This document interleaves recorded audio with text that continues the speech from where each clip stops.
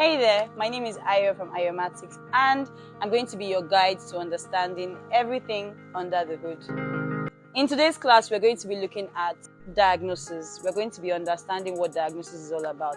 A lot of people out there do not understand the term diagnosis. They always feel like when somebody says, I want to diagnose your car, that you're just saying, I want to scan your car. There is a big difference between diagnosis and scanning, and that's what we're going to be learning today.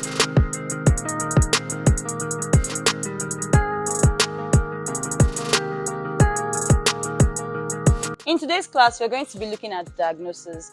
Now, diagnosis in its broad sense simply means that you are going to be trying to figure out where a certain problem is. You do diagnosis on your body, you do diagnosis on your phone, you do diagnosis on almost anything. But today, we are going to be looking at diagnosis on your car. A lot of people have taken diagnosis and they have termed it to be just plugging a scanner to a car and trying to find out the fault codes from a car. So when someone comes to you and you say, I want to do diagnosis on your car, they'll be like, okay, no problem, how much is it? You tell them, the person like, that big price just to diagnose my car. No, it's not just to plug scanner. Diagnosis is different from scanning. When you have a car, your car has so many aspects. There's the powertrain, which is everything that has to do with your engine and transmission. There's a chassis, which has to do with your ABS, your traction, your VSC. There's the suspension part, there's the body, there's the electrical part of the car. And all these systems are working hand in hand to make sure that your vehicle is moving properly on the road. When you bring your car in, when the technician tells you, I want to diagnose your car, what they are telling you is, I want to go through all these sections of the car and help you figure out if you have anything wrong in any of them.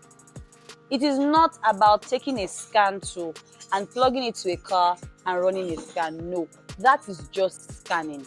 Diagnosis is different from scanning. It is not about just taking a scan tool, plugging it to the car and retrieving fault codes. When you say you want to diagnose a car, you are going through every aspect of the car. Now, you would ask me, what exactly are the things that someone would do when they're diagnosing a car? One, you run a scan. I just said diagnosis and scanning are not the same thing. That is because scanning is an aspect of diagnosis, just one aspect. It is not the entire thing. So if you say, I want to run a diagnosis on a 2018 Toyota Corolla, it means that you are going to be hooking up a scan tool to the car to retrieve fault codes. Your scanner will only communicate with the electrical and electronic aspect of your vehicle. It is not going to communicate with parts that are not electrically connected. So your scanner will help you figure out things like, oh, I have a check engine light on. If you don't know anything about the check engine light, then you can refer to my last YouTube video where I explained everything about the check engine light. Oh, I have an ABS light on. Your scanner will help you out with that. Oh, my tire light has been on for a little while. Your scanner will help you out with that. This is where scanning comes into play. Whenever you have warning lights on your dashboard, or you have one electrical or electronic fault, you can run a scan. It is just one aspect of diagnosis. When you are done running a scan, we expect that you are going to retrieve the fault codes and explain the fault codes to the customer so that they understand that these fault codes have been retrieved as a result of scanning. If you're just joining this class, we're talking about diagnosis and why it is important for you to diagnose a car. Another aspect of diagnosis is doing specialized tests. Specialized tests are tests like your cooling system pressure test, which is you trying to figure out if there's any leak externally or internally inside your cooling system. That's the cooling system of the car. Now, please don't get the cooling system of the car mixed up with the air conditioning system. The cooling system of the car has to do with that system that helps to regulate the temperatures in the engine. Another specialized test that you'll also be doing is a fuel system pressure test. This is a test that will help you figure out if you have a low fuel pressure or you have adequate fuel pressure in the fuel system of your car. This test will help to eliminate guesswork. It is a normal thing in the mechanic world to be using your thumb to test fuel pressure. Oh, is it pushing my thumb? Is it not pushing my thumb? This is an archaic way of testing for fuel pressure, and it is not even accurate. So a specialized test that will be carried out during diagnosis is a fuel system pressure test, and it helps to tell you the accurate pressure of your fuel system. So if the pressure is too low, we know, and then we can now tell you this is what you are going to do to help get the fuel pressure back to normal.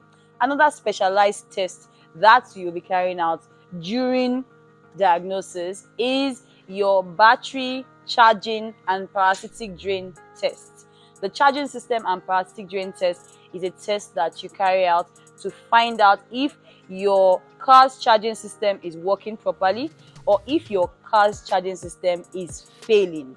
A lot of people drive cars and they will tell you, oh, at night, every time I put the lights on at night, I see they are not very bright or they are blinking.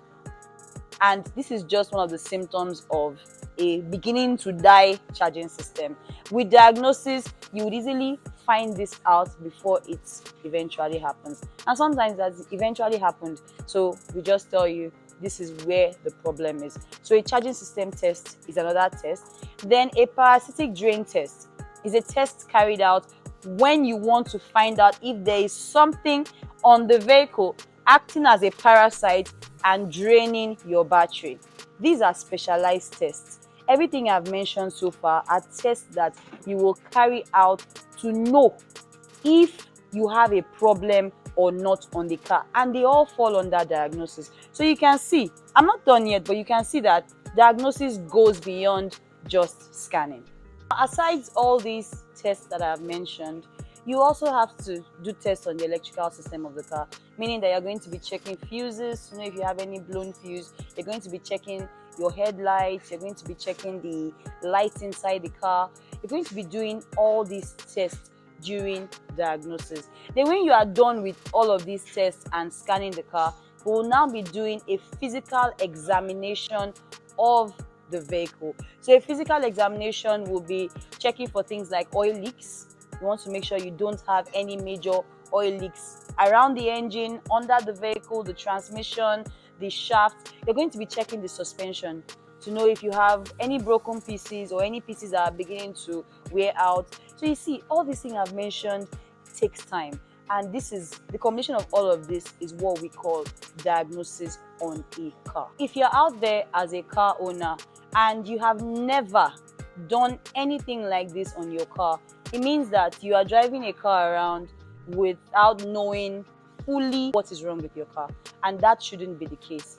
Just like people take time out to go to the hospital to do a full body check just to make sure that everything is okay, so also you should take time out, take your car to the car doctors and let them do a full diagnosis on it to tell you what is wrong, what is beginning to go bad, what is still in top shape, and what you need to do. When you do diagnosis like this, it helps to prevent major issues or major problems from occurring on your car. Like I said, if you've never done this before, take time out and have it done on your car.